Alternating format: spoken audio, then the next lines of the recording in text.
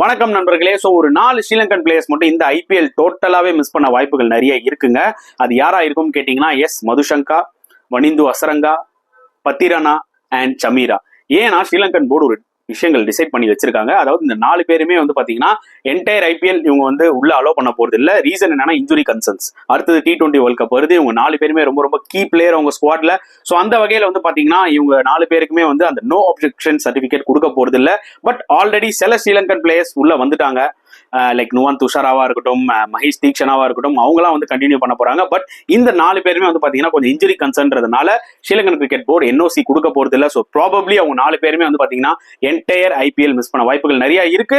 So இந்த விஷயம் நம்மளுக்கு என்ன பொறுத்தவரைக்கும் பாத்தீங்கன்னா எனக்கு புரியுதுங்க ஸ்ரீலங்கா பாயிண்ட் ஆஃப் வியூல. ஏன்னா அவங்களும் பாத்தீங்கன்னா ஒரு வேர்ல்டு கப் வின் பண்ணணும் தான் ஆடுவாங்க. அவங்களோட மெயின் பிளேயர்ஸ் ஃபிட்டா இருந்தாதான் அவங்க அப்படி ஒரு விஷயத்தை யோசிக்கவே முடியும். ஸோ அவங்க ஆங்கிள் இருந்து இது பார்க்கும் போது எனக்கு நல்லா புரியுது. ஒரு ஃபேரா தான் தோணுது. உங்களோட கருத்துக்கள் என்னன்றதை கமெண்ட் செக்ஷன்ல போடுங்க.